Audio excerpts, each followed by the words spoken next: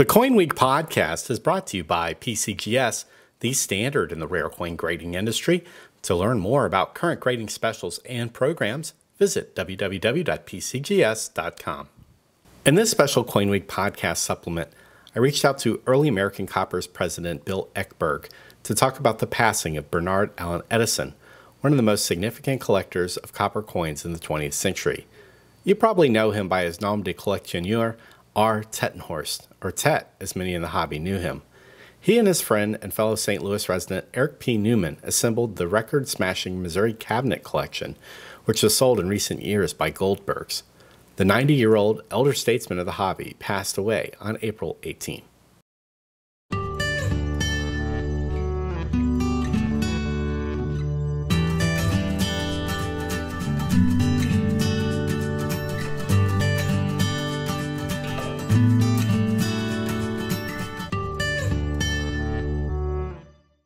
Hi, Bill. Thank you for joining me for this supplemental episode of the CoinWeek podcast. We wanted to reach out to you to talk about the passing of R. Tettenhorst, probably one of the most significant collectors of early coppers to come along the past 20 or 30 years. I know you knew him and considered him a friend, and I know you took a particular interest in his collection and what his enthusiasm for half-cents meant to the hobby. So I wanted to give you a chance to talk about Tet, what drove him as a collector, and what he meant to the EAC community. Yeah, well, I'd start with what he meant to the community, because he was absolutely beloved by everyone in the club, whether they were half-cent specialists or not. His passing, very few people knew that he was sick, and so when the word came out, a lot of people were completely stunned. He did try to keep it quiet that he was ill. There was a few of us that knew it, but not very many. But he was absolutely beloved. I've never seen him say a bad word about anybody or a bad word about anything. When I was a new half-cent collector, I would write him to ask him what now I think were probably pretty naive questions, and he always gave me very sincere answers. Anytime I asked him for information, he provided way more than I was hoping for. Just a wonderful, wonderful guy. The word that people use most often is a really great gentleman. What would you say characterized Tet's taste in coins? I mean, obviously, he will always be tied to the Missouri Cabinet Collection, which, brought record prices. And not just record prices, you saw an overwhelming outpouring of support from copper collectors for that collection. And sometimes, when this happens, it's because of the significance of the coins.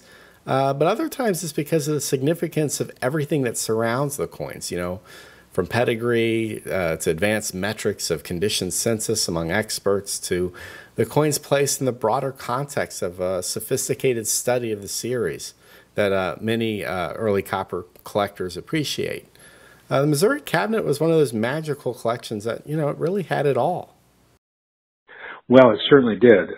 He was very fortunate to have as his mentor in coin collecting, Eric Newman, who was his lawyer, actually was the lawyer for Tet's business. He owned a shoe company in St. Louis, and he grew it to be a very, very large company. It definitely hit its peak when he was the president of it. He was obviously a really good businessman. And the way the collection got started was actually Eric Newman buying a bunch of the EHR green half-cents, and sometime around the early 70s, I believe, Tet decided he wanted to start collecting early copper, and he initially specialized in proof large cents, but he lost interest in that long before I knew him, and sold those off and decided that he was going to make the half-cent collection that Eric had begun into something truly, truly special, and he did that. The two of them owned the collection jointly. Tet had custody of it. Eric basically gave the pieces that he had into Tet's care, and Tet upgraded things. He got new varieties. He got new die states. He collected lots and lots of die states. And he had a huge collection of error coins, which he decided he didn't want to call the Missouri Cabinet. By the way, Walter Breen coined that name Missouri Cabinet because he didn't know what to call a collection that was owned jointly by two people living in Missouri. And he decided to call it the Davy Collection after his youngest son. And when they had the auction of the first part of the Davy Collection, Tet and Marilyn were sitting behind me and my wife, and we were chatting, and he said he was really going to bring his son David there and make him wear a T-shirt that said, "I'm Davy." He was, I believe, in his 30s at that point, but he didn't do it. So the collection, I would say that the great majority of the coins in there were finest known or second finest known, mostly finest known. Many of them were absolutely unimprovable.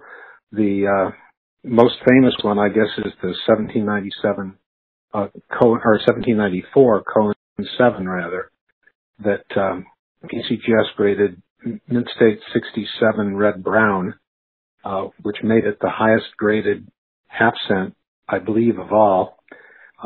Just a stunning piece that he got back in the 70s. It was full red at that time, and it had toned down some, but still an amazingly brilliant, gorgeous, gorgeous, gorgeous coin when he sold it. Everything was wonderful. I spent the whole day drooling over all the coins at lot viewing. One of the amazing things when you really think about it, and let's just span Tet and Newman's career and look at what they brought to the table. Numismatics has grown by leaps and bounds, and we really take it for granted that the amount of knowledge that we have available to us now about coins always existed. But we know much more about coins like the ones in the Missouri Cabinet than when Colonel Green first started buying coins that ended up in it. And in large part, major advances in our knowledge comes about because collectors are devoted to learning more about the coins, but it also comes about when great collections are assembled by collectors who really get what this is all about. Absolutely so. And a large part of his collection was actually illustrated in the color plates of Walter Breen's half-cent book, which was photographed back in the early 80s. But and a great deal of what went into Breen's book came out of Tet's collection too, because he had the opportunity to study the coins that Tet had at the time. He did expand the collection and improve it, if you can imagine that, over the years since then. And he was still collecting up until he sold the collection, which I believe was 2014. And he was still coming to EAC every year until 2014.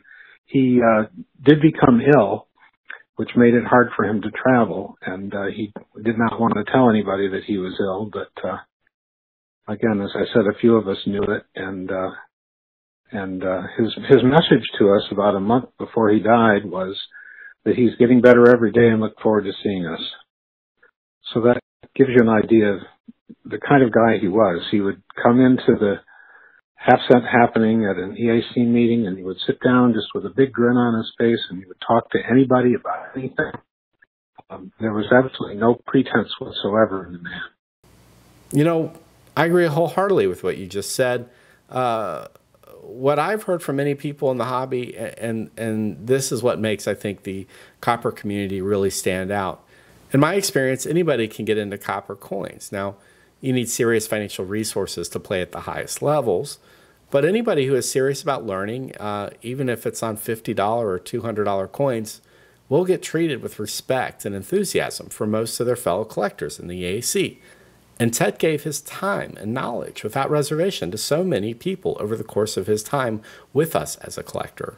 And so that's one of the things I think that makes me so much look forward to attending the EAC next week. You know, it's why I think we're going to do some great videos together when we meet up.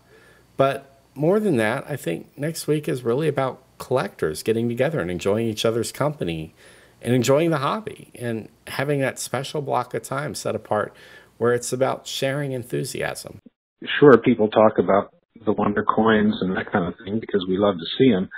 And one of the things that was so nice about Ted is that he always brought his, for whatever variety was going to be in the happening, he always brought them.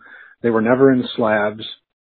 He didn't want you getting your fingers on them or anything, but he wasn't stupid, but he brought the coins to share, and he was always very, very generous with that.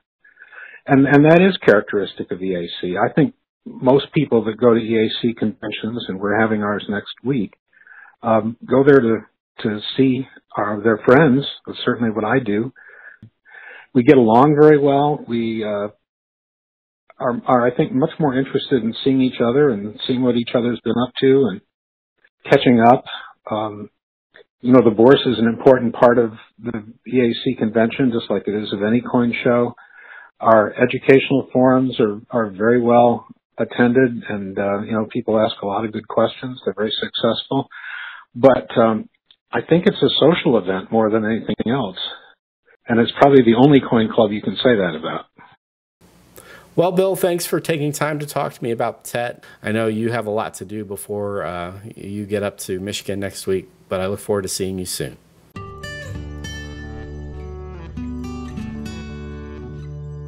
If you enjoy learning about coins, please check out our CoinWeek podcast archives on iTunes or on CoinWeek.com. For CoinWeek, I'm editor Charles Morgan. Until next time, happy collecting.